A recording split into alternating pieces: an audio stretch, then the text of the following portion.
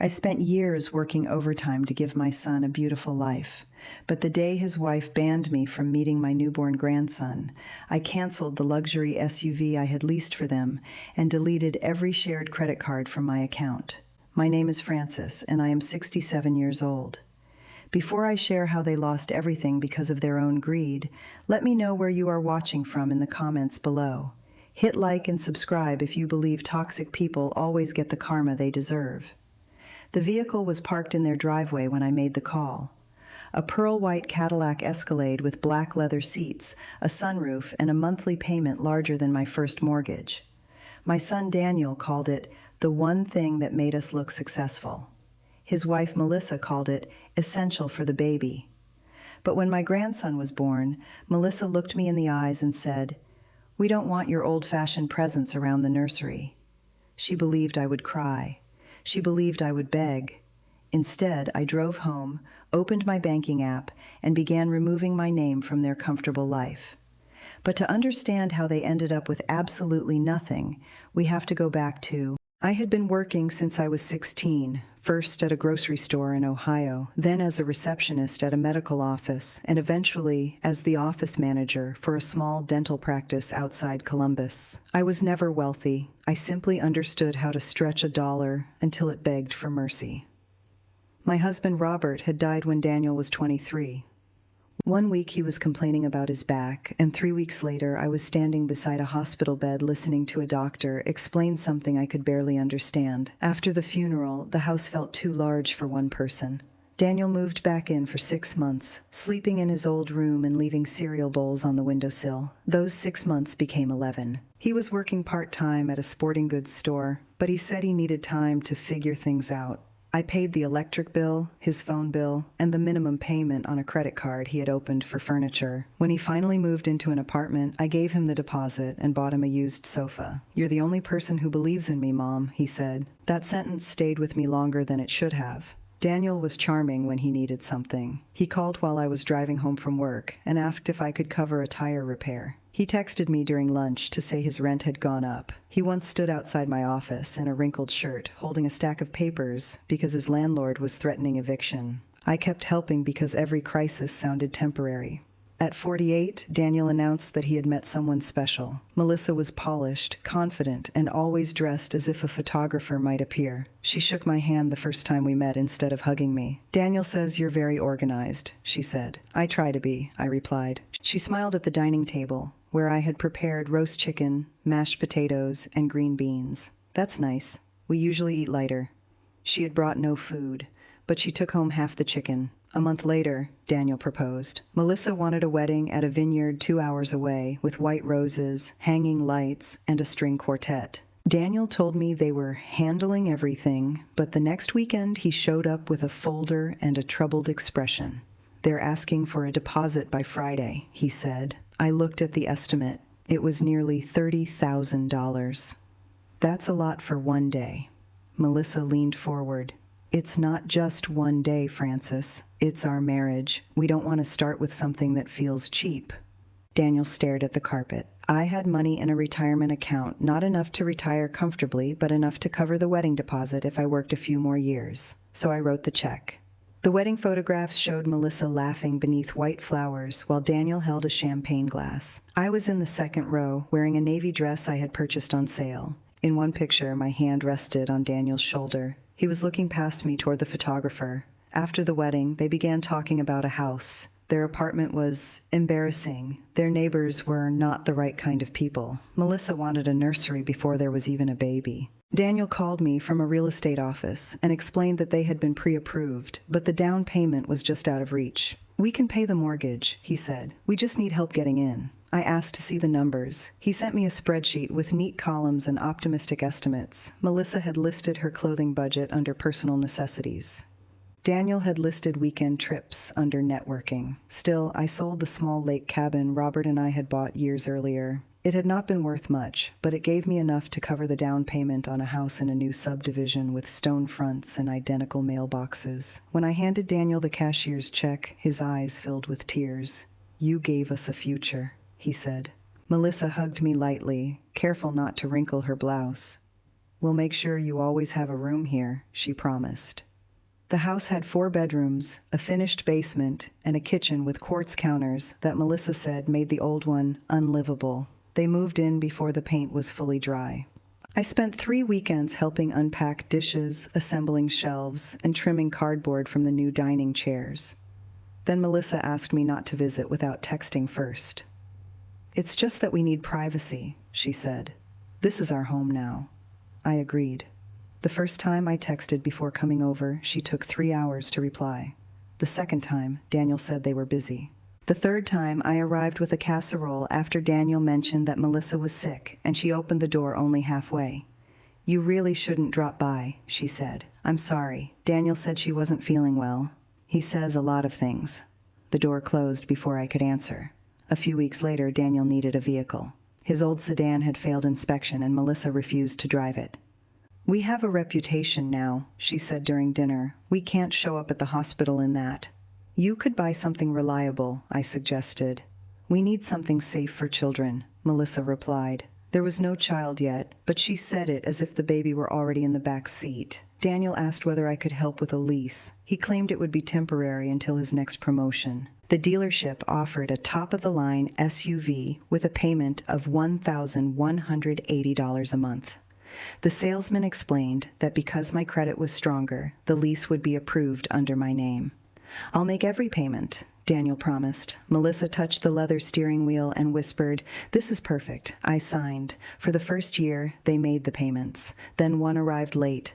The following month, Daniel said payroll had made a mistake. After that, the automatic payment came from my account. When I asked about it, he sounded offended. "Mom, it's not like we're trying to take advantage of you." I didn't say that. You didn't have to. The SUV became the center of their lives. Melissa posted photographs of it outside restaurants and boutiques. Daniel used it to take co-workers to golf outings. They put custom floor mats inside and complained when I placed a grocery bag on the back seat. I continued working overtime because the lease was in my name, and I did not want my credit damaged. At 65, I was still answering phones at 7 in the morning and closing the office at 6. My knees hurt on the stairs, and I kept instant oatmeal in my desk drawer because I often worked through lunch. Daniel rarely asked how I was. He asked whether the insurance payment had been made. When Melissa became pregnant, the family group chat changed overnight. She posted weekly updates about the nursery, the stroller, the organic crib mattress, and the birth experience she wanted. I sent congratulations and offered to help. She answered, "We have everything handled." I bought a small knitted blanket anyway. My mother had taught me to crochet, and I spent 3 evenings making a blue border around the edges. I tucked it into a gift bag with a card that said, "For the little boy who is already loved." At the baby shower, Melissa opened expensive gifts from her friends and placed my blanket on a side table. "Oh," she said, "handmade." "Yes. It's sweet. We're keeping the nursery very clean and modern, though." Daniel glanced at me, but he said nothing. The baby arrived on a rainy Tuesday morning. Daniel called at 4:18 a.m., and I drove to the hospital with the knitted blanket on the passenger seat. I sat in the waiting area for 6 hours, drinking vending machine coffee and checking my phone. At noon, Daniel finally came out. He looked exhausted and happy. "You're a grandmother," he said. I stood so quickly that my chair scraped the floor. "Can I see him?" His smile disappeared. "Melissa wants a little time." "I understand. I just thought—" "She says only parents for now." I nodded. "Of course." The next day, I received a photograph. The baby had a tiny nose, dark hair, and one fist tucked beside his cheek. I stared at that picture until the office lights blurred. I mailed the blanket. 2 days later, Melissa called. "Francis, we need to talk about visits." I sat at my kitchen table with my hand wrapped around a mug of tea. "All right. We're being very intentional about who has access to the baby." "Access?" "That's not what I mean." It sounded like it. She sighed, as if I had made the conversation difficult. "You come from a different generation.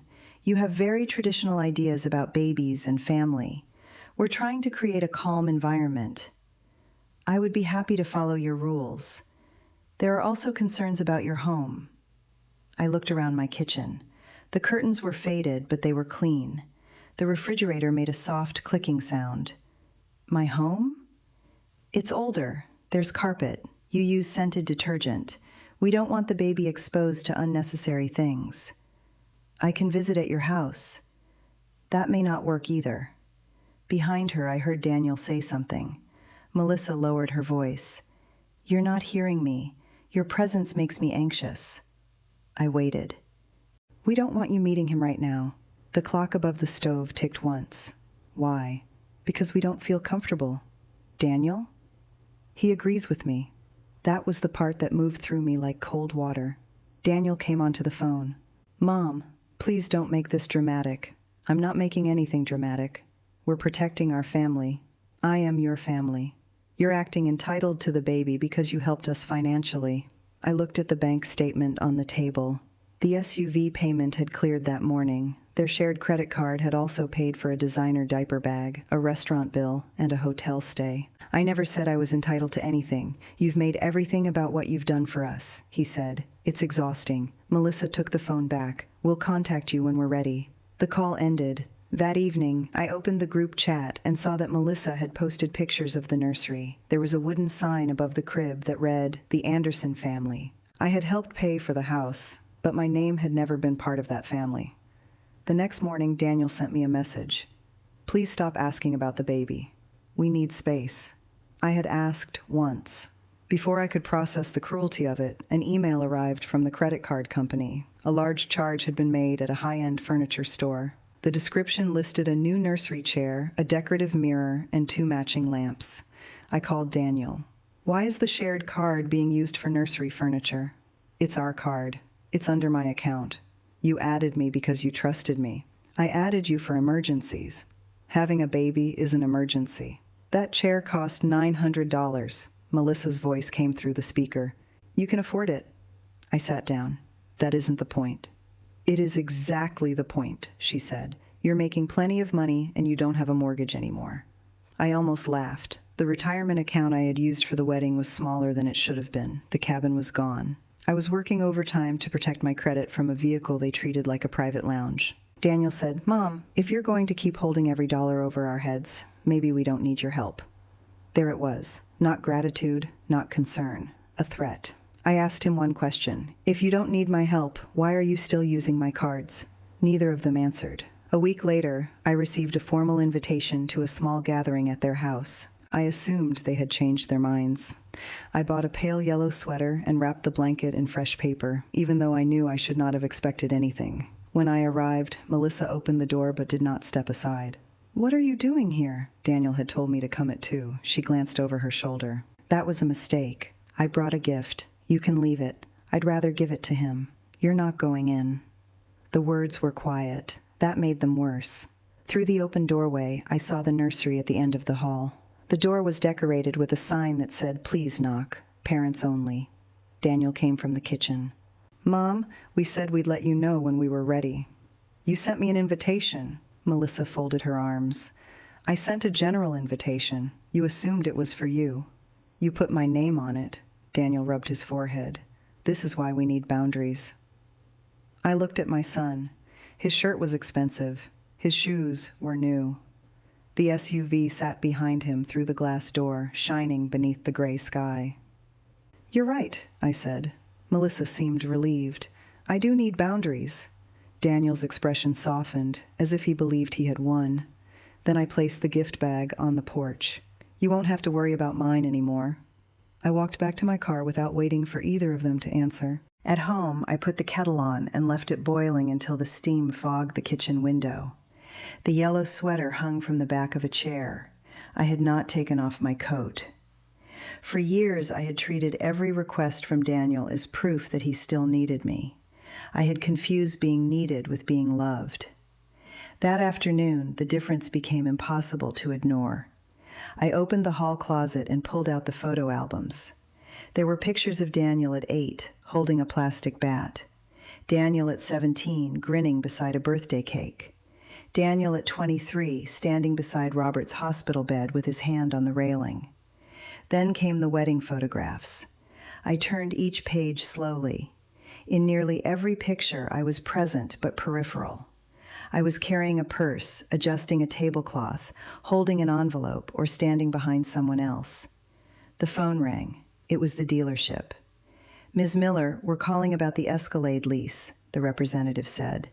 "The account is current, but we received a request for a change in payment responsibility." "Who made that request?" "Your son called. He wanted to transfer the lease." "Can it be transferred?" "Not without approval, and based on the application, it may not qualify." I looked at the album open on my lap. "Then I want to end the lease according to the contract." There was a pause. "Are you sure?" "Yes." They explained the early termination fees. I wrote everything down. The amount was uncomfortable, but I could afford it. What I could no longer afford was the belief that the vehicle connected me to my son. "Please arrange the return," I said. When I hung up, I called my bank. The representative helped me remove Daniel and Melissa from the shared credit cards.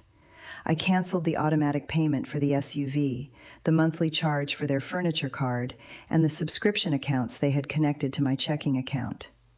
One by one, the little green payment confirmations disappeared from my screen. I also contacted the mortgage company. The down payment had been a gift, but there was no legal ownership for me in the house. I asked the bank to send me every document connected to the transfer. I wanted to know exactly what I had signed and what I had not. The next morning, I met with an attorney named Linda Harper. She was a practical woman with silver hair and a habit of reading documents twice.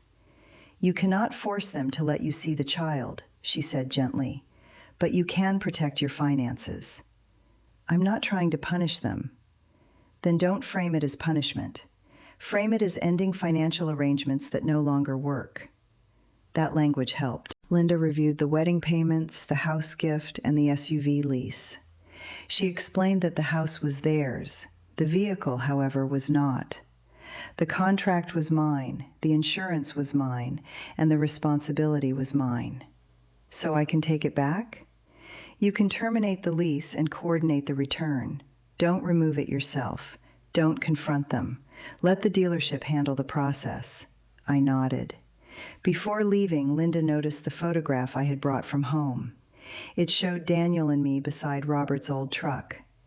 "You still want to help him?" she asked. I looked at the picture. "I want him to be responsible for his own life." That evening, I wrote Daniel a short email.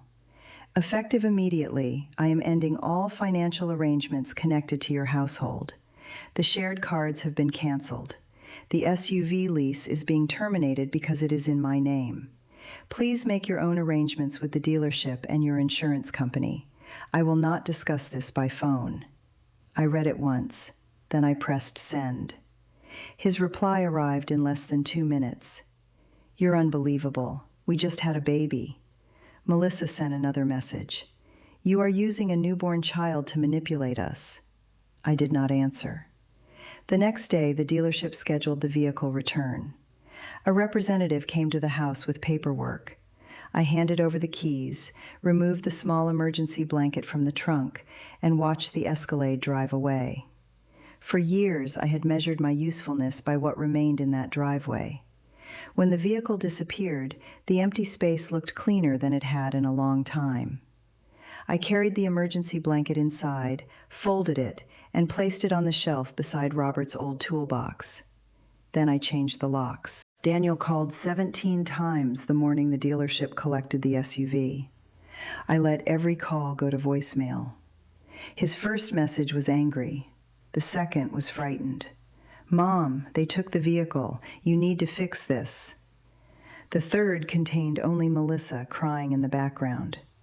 I made coffee and listened without responding. By noon, Daniel appeared at my front door. His hair was uncombed, and he was wearing the same sweatshirt from the previous day. "You can't do this," he said. I kept one hand on the door. "I already did." "You put us in danger. You have another vehicle." "Our other vehicle is 10 years old. It runs. Melissa has the baby. You can use a car seat in any safe vehicle." His jaw tightened. "You know what this looks like? You're jealous. I looked at him. Of what?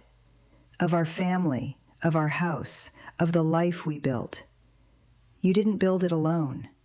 He flinched, but he recovered quickly. You gave us money. That doesn't mean you own us. No. Then stop acting like you do. I'm not asking to own you. I'm asking you to pay your own bills. He stepped closer to the door. You'll regret this when you're old and alone. The sentence came out so easily that I wondered how long he had been saving it. I am old, I said, and I'm learning not to be available to people who use loneliness as a threat. He stared at me. Then I closed the door. The consequences did not arrive all at once. They came in small, ugly pieces. The insurance company sent Melissa a revised premium because the policy had been tied to the leased vehicle and my driving history. Their new rate was nearly double what she expected. The replacement car she wanted would require a down payment they did not have. The shared credit card declined at a grocery store. Then it declined at a home decor shop. Melissa posted online that the bank had made a serious error. Daniel called customer service and accused them of targeting his family. The bank told him the account holder had removed authorized users. That was when he understood I had not made an empty threat. 2 days later, a payment notice arrived at their house. Their mortgage had not been paid in full for 3 months. Daniel had been using the money he earned to cover the SUV, private daycare reservations, furniture purchases, and a personal loan Melissa had taken for cosmetic work after the wedding. I knew none of this until Linda called. There's something you should be aware of, she said. Your son's mortgage lender sent you a notice because your name appears in an old financial disclosure connected to the down payment gift. Am I liable? No, but I reviewed the records more closely.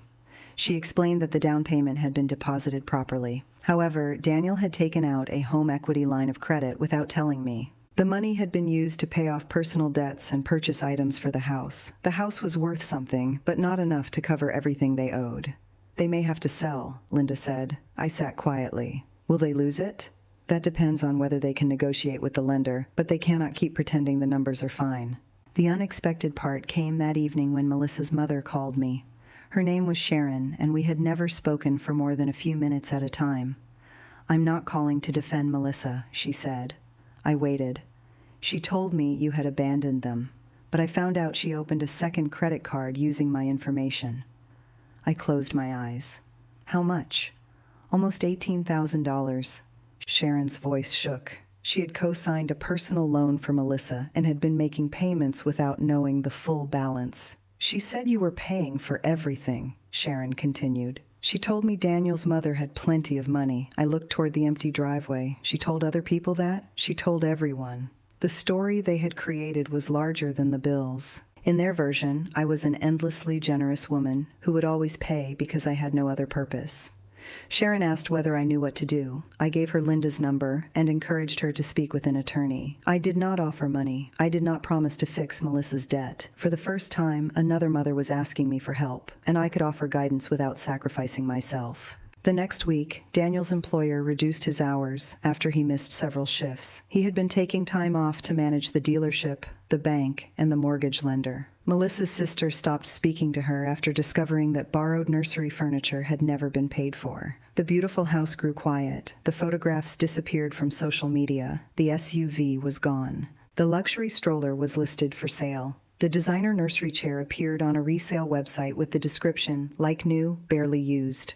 I did not search for the listing. Linda sent it to me because the seller had included my son's address in the photograph. One afternoon, I drove past their subdivision on my way to the library. A moving truck was parked outside the house. Daniel stood on the curb holding the baby's carrier. For a moment, I wanted to stop. Then he turned away from the road and carried the baby inside. I kept driving. A week later, the house went on the market. There was no satisfaction in seeing the sign in the yard. The truth was too ordinary for celebration. They had not been destroyed by me. They had simply run out of other people's money. 3 weeks after the house was listed, Daniel came to my porch with the baby in his arms.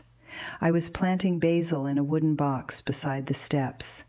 The afternoon was warm, and my hands smelled of soil. He looked thinner. Melissa stayed in the car. "Mom," he said, I wiped my hands on a towel. "Hello, Daniel. Can we talk?" "You can talk." He glanced at the baby. "Things have been difficult."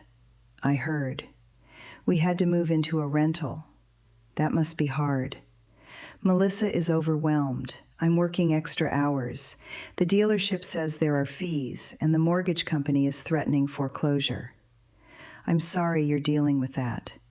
His eyes sharpened. "That's all you're going to say?" "What would you like me to say?" "You could help us get another vehicle." "No. We need something safe for the baby." "There are safe used vehicles that cost less than a luxury SUV. We need a reliable car. Then you'll need to choose one you can afford." He shifted the carrier from one arm to the other. "Melissa wants you to meet him." I looked at the baby's sleeping face. His cheeks were round and one tiny hand rested against the blanket. "I'm glad he's healthy." Daniel swallowed. "She thinks you should apologize first." "For what?" "For making us look bad, for taking the car, for canceling everything right after the birth." "I canceled financial arrangements. I did not cancel your family." "You know what she means." "I do." He looked down at the porch boards. "Mom, we made mistakes." "That's true." "We were under pressure." "That may also be true." "We need our family back." I set the gardening shears on the table. "You never lost your family. You lost access to my bank account." His face tightened. "You're being cruel." "No, I'm being clear." For several seconds, neither of us spoke. A bird moved through the maple tree, scattering 2 dry leaves onto the walkway. Daniel finally said, "So you don't want to see your grandson?" "I want a relationship that is not a transaction." "You can't make demands." "Neither can you." He looked toward the car. Melissa was watching us through the windshield. "I'll tell her you refused." "You can tell her I am willing to speak respectfully when she is ready to do the same." He nodded once, stiffly, and walked away. The following Saturday, Melissa sent me a long email. She described the stress of motherhood, the pressure of maintaining their home, and the unfairness of being abandoned by the woman who had promised to support them. Near the end, she wrote, "If you want to be part of this family, you need to prove that you are not going to disappear whenever you don't get your way." I read the sentence twice. Then I replied with 3 lines. "I am not disappearing. I am stepping away from financial responsibility for your household. I will not pay for transportation, housing, credit cards, or personal expenses. If you would like a respectful relationship, you may contact me without conditions." I did not mention the baby. I did not mention the wedding or the house or the years of overtime. I had spent enough time presenting evidence in a trial no one had agreed to attend. Melissa never answered. Daniel did, 2 months later. The house had sold for less than they expected. After the mortgage, the home equity loan, and the selling costs, they had almost nothing left. They moved into a smaller rental apartment across town. Daniel's hours returned to normal, but the promotion he had expected never came. He asked whether I could lend them money for a security deposit. I wrote back, "No, please speak with a housing counselor or financial advisor." There was a time when writing those words would have made my hands shake. This time, I placed the phone face down and watered the tomatoes. Summer settled into my life without asking permission. I joined a Thursday morning walking group at the community center.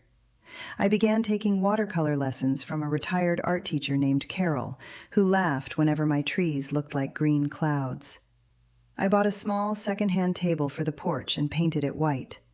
On Sundays, I made coffee before sunrise and sat outside while the neighborhood slowly woke. Without the SUV payment, I reduced my overtime hours. Without the constant calls about bills, I began sleeping through the night. One morning, Sharon stopped by with a loaf of banana bread. "She filed for bankruptcy," Sharon said about Melissa. I nodded. "Daniel is working. They're trying to keep things stable." "I hope they do." Sharon studied me. You really don't want revenge? I looked at the basil leaves shining with water. I wanted them to understand what they had done, but understanding has to come from consequences. I can't provide both the lesson and the money. She smiled sadly. That's a hard thing for a mother to accept. It is. A month later, Daniel brought the baby to my house again. This time, Melissa stayed home. He stood at the gate instead of coming straight to the porch. "Are you free for a little while?" he asked. I looked at the small boy in his arms. He was old enough to hold his head up now. His eyes followed the sunlight moving across the grass. "Yes," I said. "You can come in." Daniel sat on the porch while I prepared a bottle. He did not ask about the SUV. He did not mention the house. He talked about the baby's sleep schedule and how he had started smiling. When I held my grandson, his fingers closed around mine. Daniel watched us. "I should have let you meet him sooner," he said. I adjusted the blanket around the baby. "Yes, you should have." He nodded. There was no grand apology, no dramatic confession, just a quiet sentence sitting between us, imperfect but honest. Melissa did not come that day, and I did not ask Daniel to bring her. Trust was not a light switch. It would not turn on because he had finally become uncomfortable. The visits remained occasional. Sometimes Daniel canceled at the last minute. Sometimes he arrived tired and distracted. I did not chase him. I did not send gifts to earn access. When I saw my grandson, I gave him my full attention. When Daniel left, I returned to my own life. One evening, I found the old knitted blanket in the linen closet. The blue border was slightly crooked, and one corner had begun to loosen. I repaired it by the window. Then I folded it carefully and placed it in a box labeled "For Henry." Not as proof of what I had given, not as a reminder of what they owed, just as something made with love. The next morning, I sat on the porch with coffee in one hand and a gardening catalog in the other. The driveway was empty. No gleaming vehicle announced who was successful. No unpaid bill waited beneath my phone. No one stood at the door demanding that I prove my love. A breeze moved through the trees. I took a sip of coffee and watched the sunlight reach the flower beds. For years, I had believed family meant holding everything together, even when everyone else pulled apart. Now I understood something simpler. Love could remain in my heart without remaining in my bank account. Forgiveness could exist without access. And being a mother did not require me to keep rescuing a grown man from the life he had chosen. My grandson would grow up knowing my voice, my hands, and the quiet home where basil grew beside the porch. As for Daniel and Melissa, they had a chance to rebuild their lives honestly. This time, they would have to do it themselves. And for the first time in decades, so would I.